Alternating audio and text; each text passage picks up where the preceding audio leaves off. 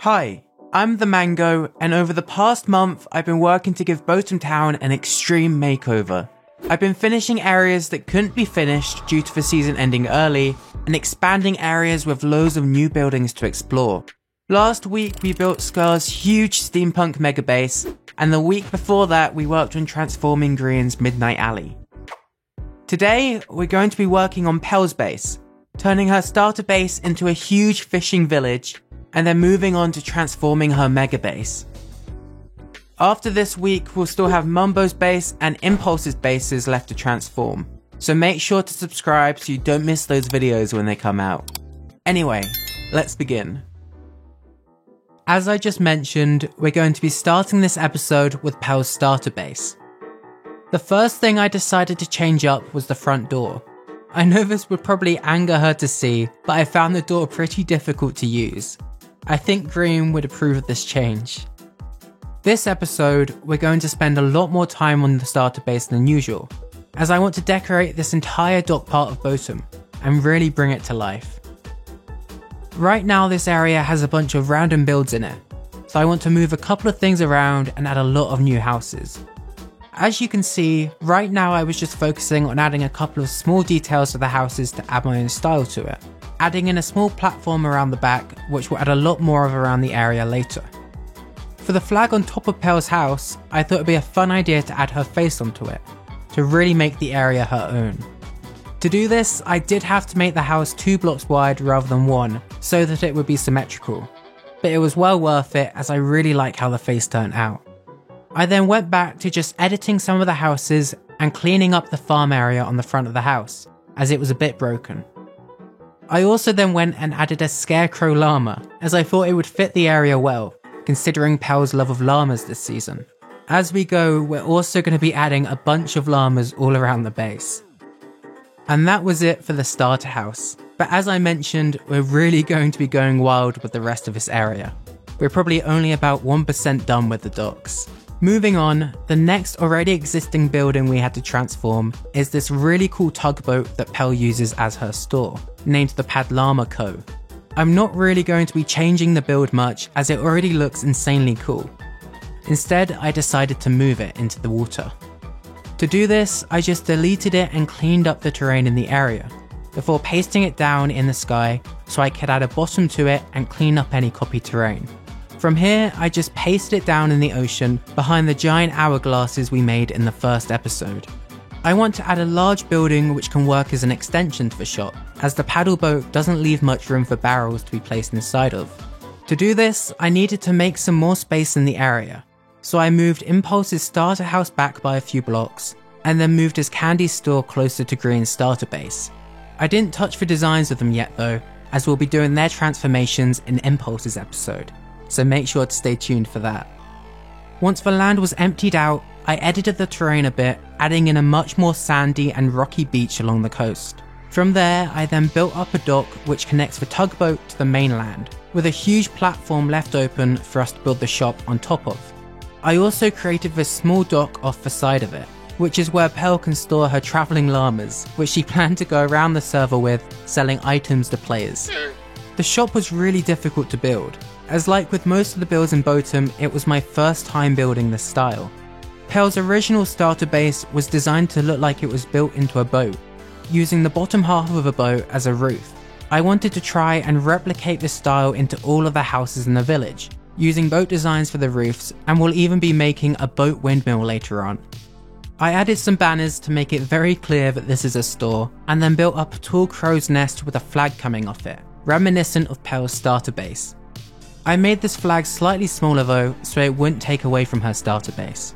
On the side of the main building, I added an extra section jutting out, which uses the boat-styled roof that I mentioned earlier. I then tried to build a couple of trees in Pel style around the store, using both oak and birch leaves. They're definitely not as good as her tree designs, but I think they're similar enough to do the job. I also then added in a couple of plant pots out the front, built using recycled safety boats. Finally, for the store, I added in a couple of barrels all around the dock to make it look a lot more lived in. You'll be seeing me do this a lot around the docks as it's such a small detail but goes a long way. For the interior, I kept it very simple, with some cool armor stands in the center and a lot of hanging chains which make for great ambience. I love how Minecraft chains look.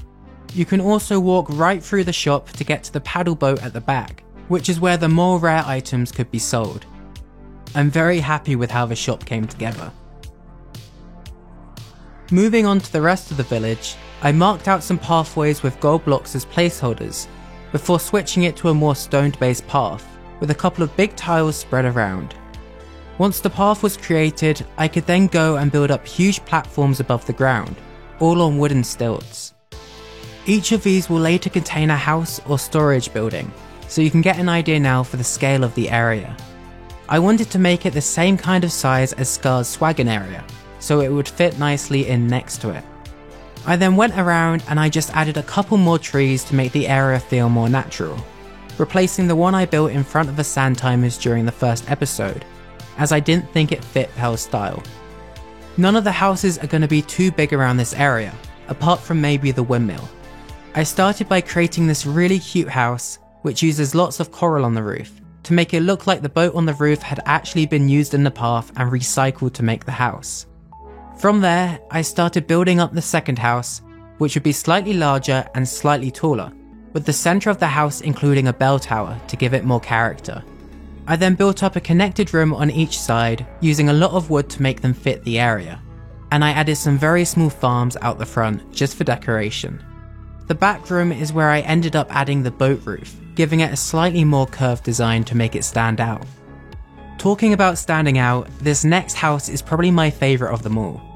I wanted to make it look quite rustic and ran down, with the boat on top being ripped in half, which gave it a really nice overhanging look. I then added a hanging lantern coming down from it, which is framed perfectly by a large window behind it. I also wanted to add some other non-house structures into the area, so it would look a lot more like a lived-in area. One of these unique structures I decided to add was a large crane, which can be seen lifting a smaller boat into the sky. Below are a bunch of crates and some cracks in the dock where lots of boats have been lifted and dropped onto it over time.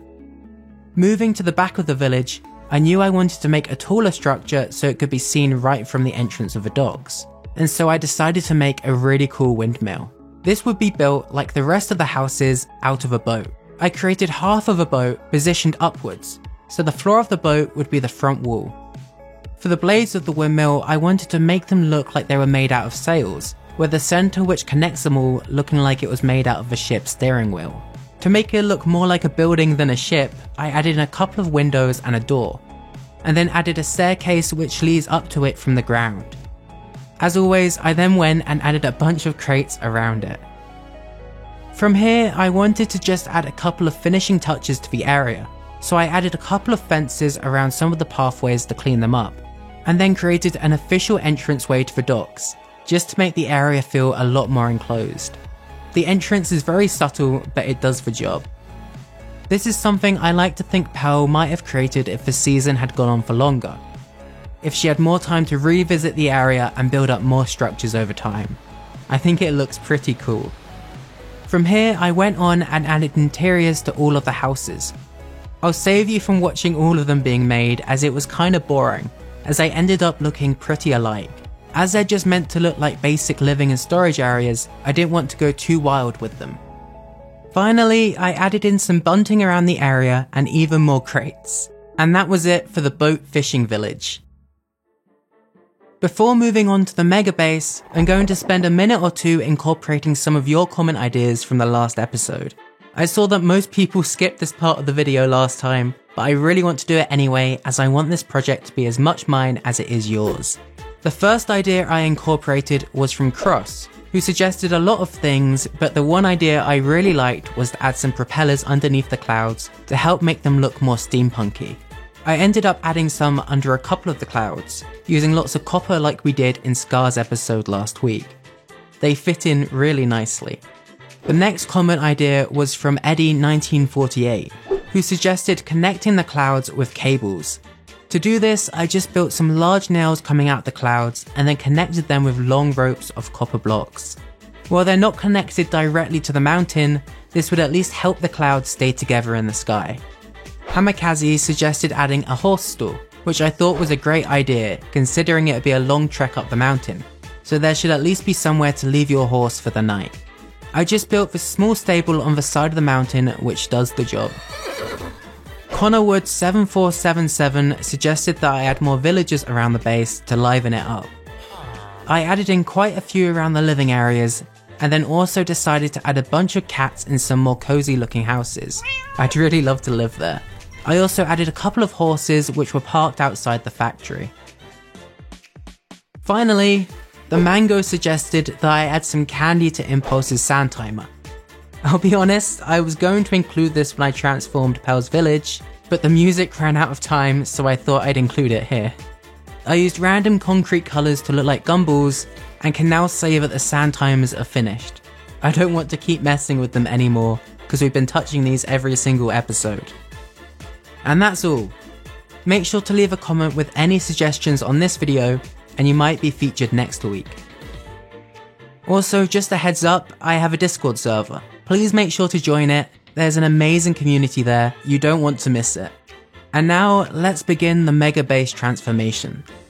I can tell you right away, this is going to be one of the shorter base transformations that I've done on the channel, but it's also going to look super cool. I'm focusing less on transforming the build that's already there, and more on expanding it to be bigger in size, as it probably would have become larger over the course of the season. We made Scar's base pretty huge, and so it kinda makes Pel's base look small in comparison, even though it's not. So my main focus is just to make it bigger, while keeping it in theme with what Pel built and planned.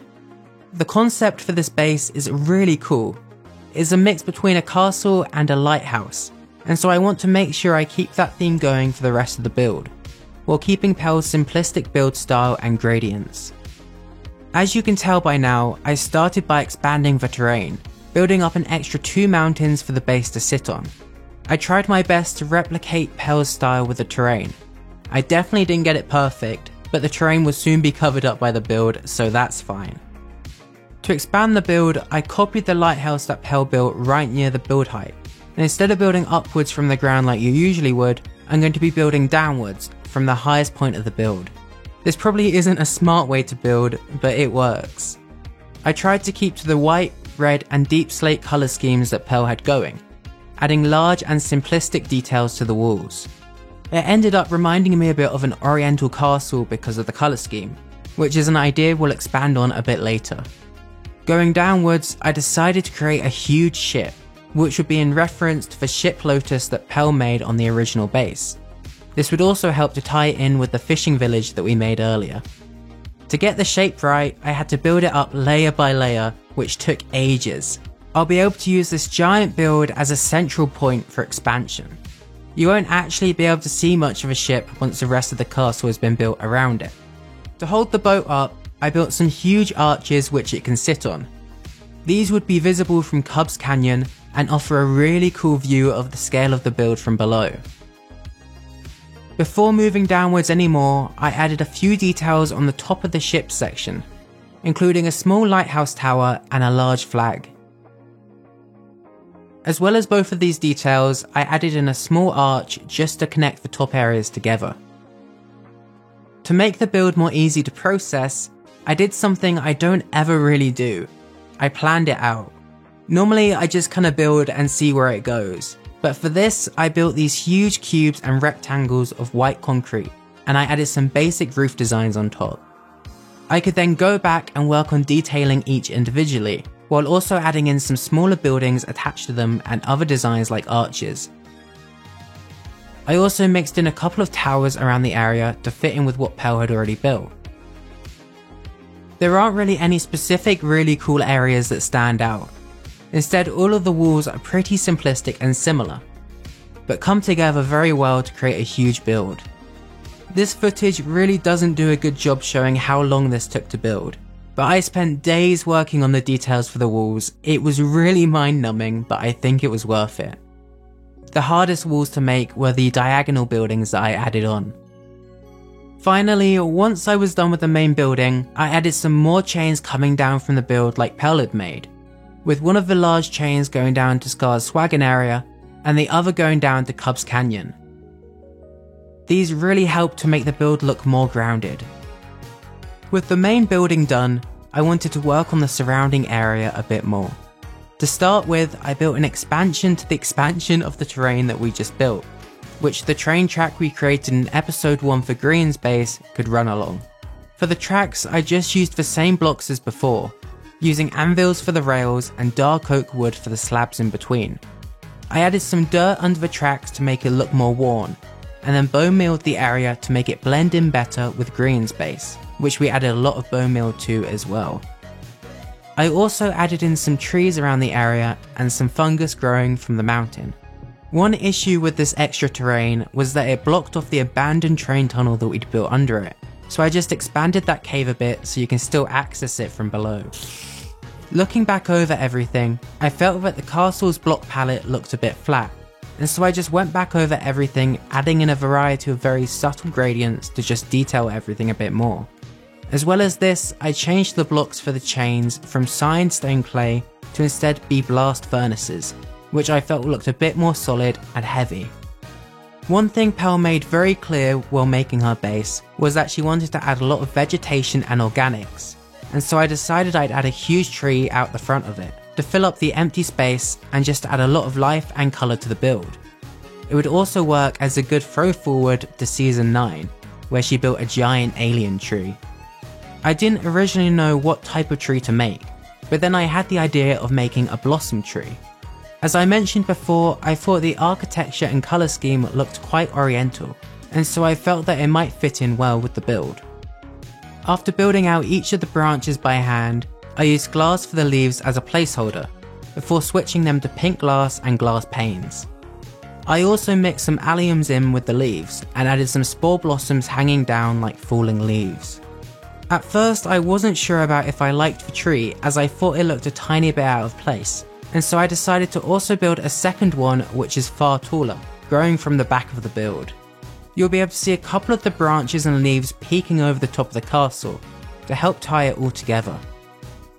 I replicated the same method to build it as I did for the first tree, adding some falling spore blossoms.